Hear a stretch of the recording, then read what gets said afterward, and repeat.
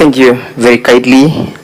I must begin by conveying the apology on the part of the County Assembly for having to engage this distinguished assembly in all these processes. It is not out of the own making of the County Assembly. It is a call of necessity. Necessity has dictated that we must come before you as and when time and situations and circumstances arise. A situation has arisen where we have to come before you, the honorable members of the Senate, to ask you to do your noble thing of exercising oversight over the county government of Meru. I have time and again put it on record that the County Assembly of Meru and the people of Kenya have a lot of confidence in the manner in which this house conducts its business. It's on that basis, therefore, that we have been able to appear before you severally, seeking and pleading for only one thing, that justice be done in the county government of Meru. And what justice are we looking for, honorable members? We are looking for justice of that particular person who is not able to access services, courtesy of bad governance. What justice are we looking for? We are looking for justice of that child we saw who was born on a karai, that child who cannot speak, that child whose fate is not even determined. And when the governor is put to task, says, I have just been made aware. How would you take that governor to be a responsible person? How would you take that person to be a person who is capable of enhancing good governance, delivery of services? How is it that she was not aware that that hospital is not functional?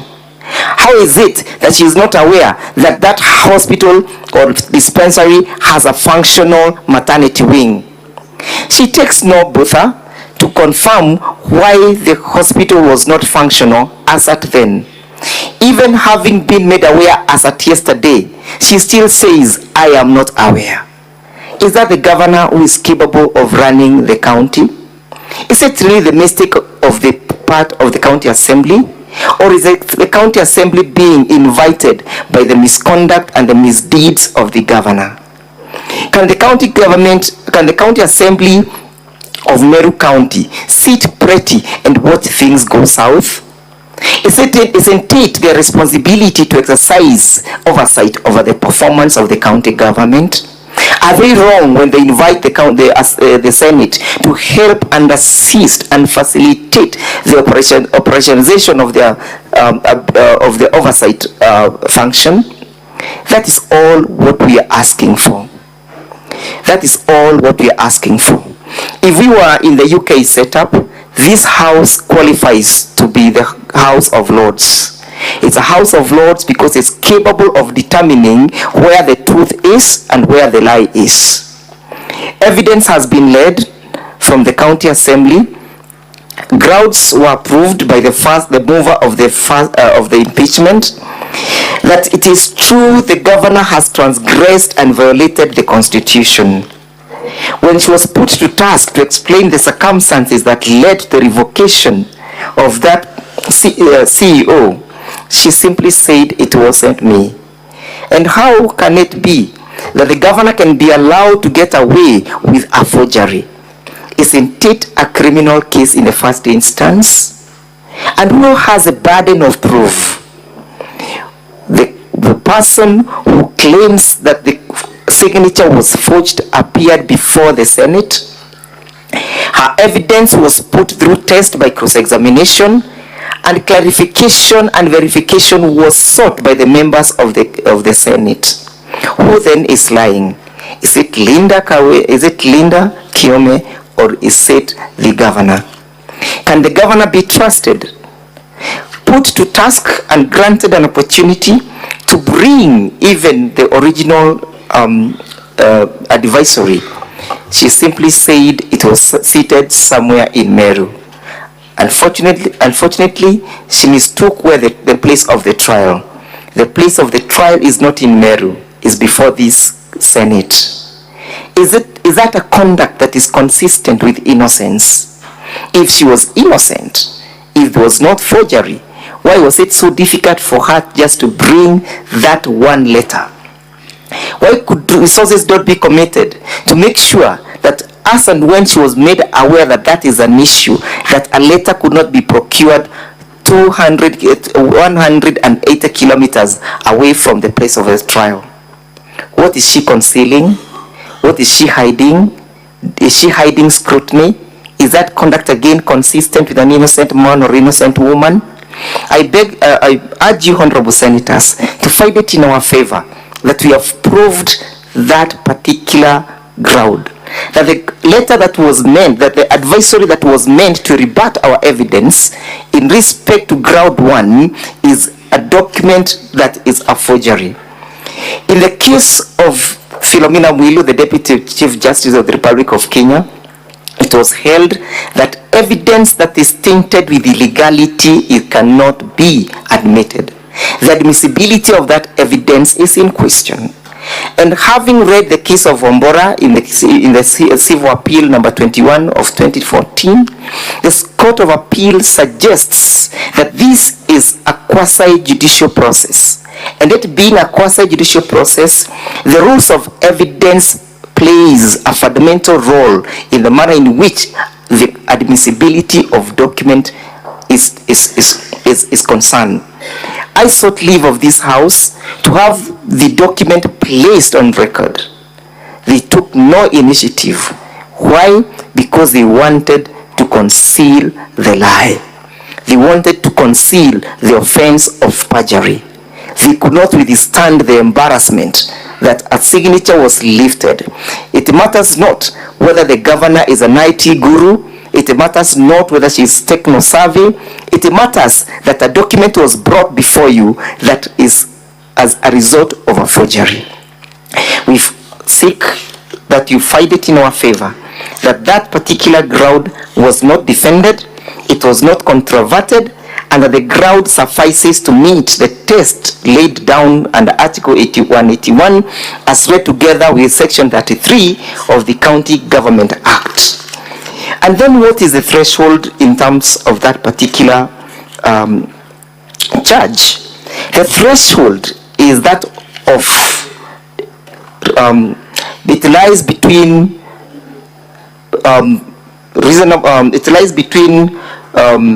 balance of probability and beyond reasonable doubt. That is what the case of Governor Wambora stated, that we are not supposed to prove. The burden of proof is not beyond reasonable doubt. It's not beyond reasonable doubt because this is not a criminal trial. And that distinguishes the case from the case that was quoted by Senator Kajwang, that this is not a criminal trial to seek the county assembly to prove the case beyond reasonable doubt to the extent of seeking the intervention of a forensic document examiner. It's on balance of probability. Whom should we believe? Who should we believe? Is it the person who has committed serious transgressions? Is it the person who is not in touch with the county? Is it the person who is in war with all the leaders in the entire county? Is it the person who is not even in good terms with his senator? Whom should we believe? Should we not believe leader? What personal vendetta would leader be having? She is not vying for a seat of governor. It matters not that whether she was a running mate to the previous candidate or not, but it matters that an offense was committed. We urge you, honorable senators, to find that that in revoking the appointment of CPA Virginia Kawira, Governor Kawira violated the Constitution. She violated Article 10 of the Constitution on the question of the rule of law. She violated Article 27 on the equality before the law and the equal benefits of the law. That Virginia was not subjected to equal protection and equal benefit of the law under Article 27. She equally violated Article 50, that she was not given a fair trial or a fair opportunity to defend her case. When put to task, She attempts to become a linguistic, to purport to differentiate between removal and revocation.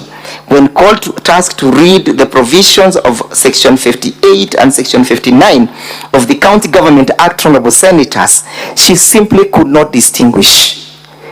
At the end of the day, whether a revocation or a dismissal, it never followed the due process. The County Assembly was never involved. It violated that particular provision. And for that reason, Governor Kawira must take responsibility. Taking responsibility is not an act of cowardice. It's not an act of weakness. It's an act of saying, yes, I was wrong. It's an act of admitting when somebody is wrong.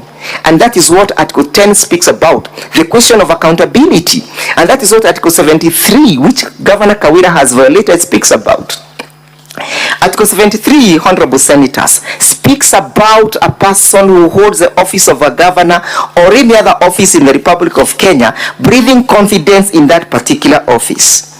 When Governor Kawira lies blatantly, openly to the whole world that she was able to procure an advisory opinion, who can believe her? Is she breathing confidence in that particular office? Should she not be held to account? Is she not bringing that office to disrepute? Honorable senators, we submit that that particular charge has been sufficiently proved. On the question of the appointment of the chairpersons, again we prove that we have been able to dispose of our burden of not proving this allegation beyond reasonable doubt, but on balance of probability that yes, Governor Kawira has crippled the operations of the Meru County by blatantly failing and ignoring and or neglecting to execute her functions as a chief executive of Meru County. That amounted to the violation of Section 4 of the Public Appointments Act, in that requires when the governor is bestowed with the responsibility of a duty to follow the provisions of the law, can she be acquitted? How many times is Governor Kawira going to commit transgressions and get away with it? How many times? When she gets away with the transgressions, where do we leave the people of Meru County? Do the people of Meru County equally deserve justice? Should there not be a balance between the people of Meru County? Where should the balance lie? How should the balance swing? In whose favor is the balance swinging? I suggest and propose and submit that the balance swings in favor of the people of Meru County. They deserve justice before this house. They are crying out for justice. They are looking upon you to dispense with justice. And there cannot be justice by sending Governor Kawira back to Meru. The only justice that can be served, I suggest, is telling her you have failed in your duties, you've neglected in your duties, you have violated the Constitution, you do not know what the Constitution dictates. Remember, she swore to defend this Constitution, but she is one of the greatest transgressor of the same document that she's seeking solace and reprieve from. Honorable senators, Governor Kawira has come before you with dirty hands. She deserves no favor. She deserves no kindness. She deserves no kindness before this particular house, before this Senate. She has come to you with dirty hands. She is not even remorseful that a toddler was born in a Karai when there is just an adjacent health facility.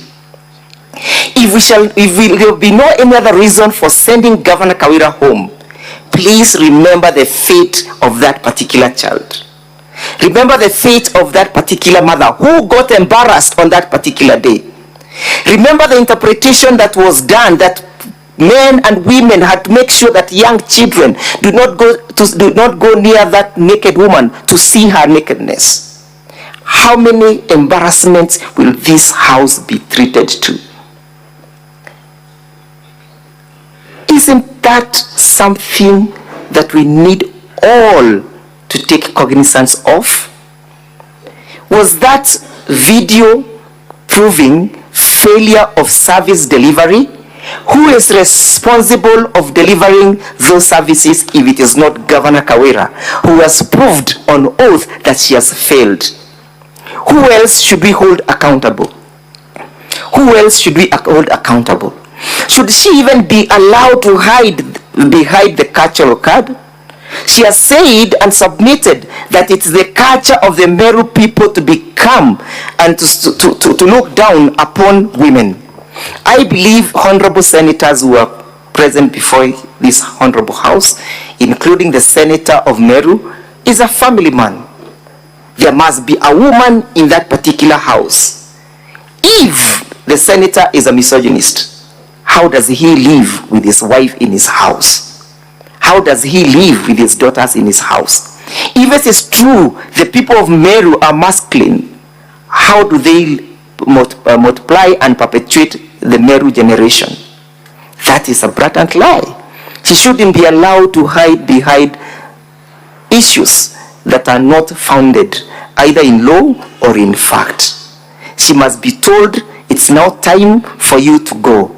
She must be told, we have given you 2 opportunities, you have failed to reform.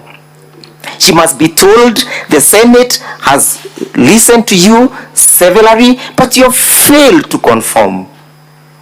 She cannot conform, she will not conform, she will not reform because she is not a reformist. She does not understand the story of a reformist. All what she understands, as indicated in her submissions and evidence, is that the county government, the county assembly is telling the story of the single story. Which other single story have we told the Senate other than the single story of the violations of the Constitution? Which other single story have we told this House other than the story of the suffering of the people of Meru County? That is a single story. We have no other story. It's a single story of the suffering of the people of Meru County. They are craving upon you, honorable senators, to save them. They are craving upon you to save them from all these blatant violations. On the question of refusal to implement the recommendations by the county assembly, you might want to ask yourself, why the failure? It was not a coincidence. It is by design, because it's the conduit between the governor, the chief of staff, and the county secretary. That web must be in existence for Governor Kawira to exist. That is why it was impossible for her to implement the report recommended by the county assembly. Those are her conduits. If you find any mismanagement, any embezzlement, any failure of good governance, look at that web. It must be maintained for Governor Kawira to continue transgressing the county. It must be maintained for Governor Kawira to continue perpetuating the suffering of people of Meru. Why is it so difficult for her to implement that report? Why is it difficult for her to see that there was necessity for her to implement that report as recommended by an equal arm of her government? The answer is one. She needs that network for her to perpetuate illegalities that she is perpetuating currently in Meru County. When put to task whether the reports and why they were not implemented, she simply said they were not sent to me.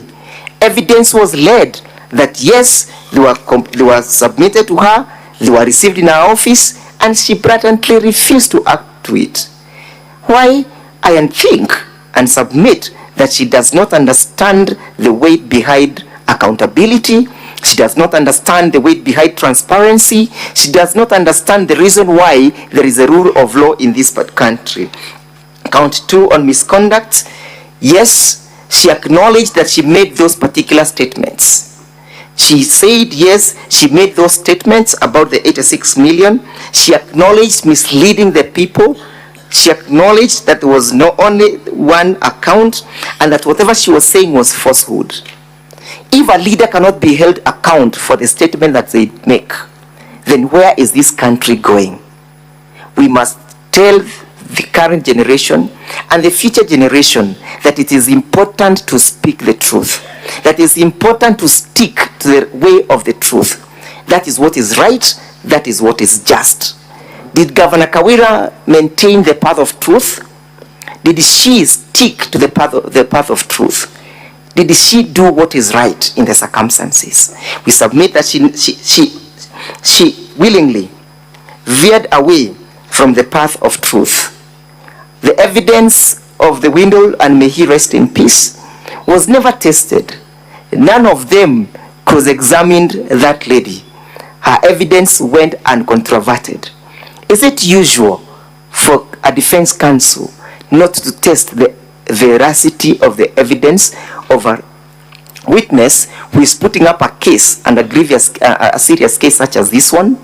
It is not usual. They only knew that they have nothing to cross-examine that lady on, and that whatever she said is therefore truth. And as such, we submit that Article 10 again was proved which speaks to values of and principles of governance.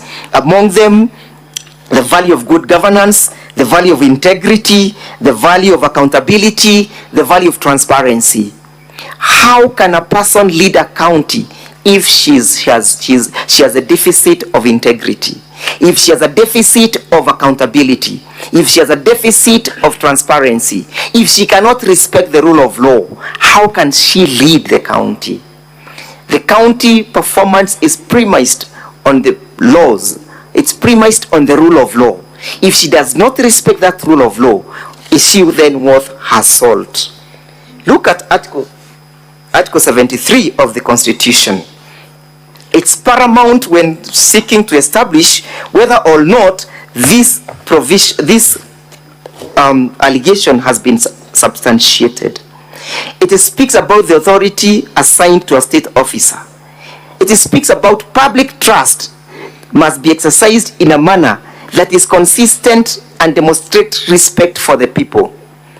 Does that video and the conduct that was exhibited before this assembly demonstrate respect for the people? Does it bring honor to the nation and the dignity of the office of the governor? Does it promote confidence, public confidence in the integrity of that office? We submit that the conduct exhibited by the governor, through the evidence of the witness that was not controverted, flies over the face of Article 73, and that does not breathe confidence. It does not demonstrate respect for the people. It does not indicate integrity. It does not bring honor to that office. If she cannot honor that office, why should she hold it? If she cannot honor that office, why should he keep it? If she cannot honor that office and she has no dignity for it, why should she keep it? Honorable Senators, I urge you to find it that provision has been proved and has been substantiated. On the question of paying Kiambi's Christus Manyora, it must be remembered that she has admitted on oath that this Kiambi Crispus is a person who works in the office of the county governor. She has admitted on oath that evidence has been laid that he is one of those people who are accused for the murder of and the slaying of a sniper. Put to task why he continued to earn his full salary while still in custody for 6 months. She simply said, "It wasn't me." When will Governor Kawira learn to be responsible? When will she ever learn to own up for a mistake that is so glaring such as this one? She takes no cognizance that money was spent unlawfully. She takes no cognizance of the provisions of Article 201 of the Constitution. Honorable Senators, Article 201 is paramount in the manner in which the resources of this nation are governed. Article 201 speaks about the principles of public finance, and it provides that there must be prudent use of public finances. Was this one one way of prudent use of those resources? Why should a person who is in remand continue to earn a full salary? Why should actions not be taken for a person who perpetuates these violations? It speaks about openness and accountability, including financial integrity. Was that the best way of applying the meager resources? Honorable Senators, as I pen off, I urge you to fight it, that this act and conduct must be attributed to the governor. There is clear nexus that the governor knew that this person is in custody, having worked in his office. It then is responsible of the governor not to know that a person attached to her office is not in office for 6 months. How responsible is that governor if the governor cannot learn that a person who is attached to her office is not present? How can she be allowed to get away with this? This is a governor who is incapable of running the affairs of Meru County. We ask you, Honorable Senators, and we humbly submit that you pave way for her to have another person manage the affairs. This is not about being a woman. Accountability is not being a woman. There's nothing to do with being a woman when you are called to order. We are all called to allegiance, to play allegiance to the Constitution. It's so easy to tell a lie, but so hard to maintain the same. Telling a lie is the easiest bit, but telling the truth and pretending that you are lying is so hard. Success and any other success that is being directed towards that particular person to check her true north. As I sum up, accountability is when you accept responsibility for the consequences of your actions. Accountability is when you accept consequences for your actions. And consequences for the actions, as proved by the County Assembly, demands that Governor Kawira must go. As I sum up, and I want to repeat what I earlier submitted, that for there to be proper running of the county government of Meru, Kawira Mwangaza must go. For there to be services, proper delivery of services in the county government of Meru, Kawira Mwangaza must go. For the women of Meru County to access maternity services, Kawira Mwangaza must go. For the babies of Meru to be saved from the embarrassment of being born in Akarai, Kawira Mwangaza must go. For proper running of the Meru County, Kawira Mwangaza must go. It's only proper for her to leave, to pack and go. She has demonstrated incompetence. She has demonstrated her inability and incapacity to deliver services to the people of Meru. We urge you, Honorable Senators, to fight it in our favor and send Governor Kawira home. Let her not hide behind other leaders. Let her not say that political leaders have instigated this motion. She has not brought as a witness any person, including any affidavit swearing that the senator of Meru County is behind this impeachment. Let her not play the victimization card. Let her not hide behind victimization. Let her take responsibility for our actions. Na kila mtu atauchukua mzigo wake mwenyewe. Council, this is a house it rules.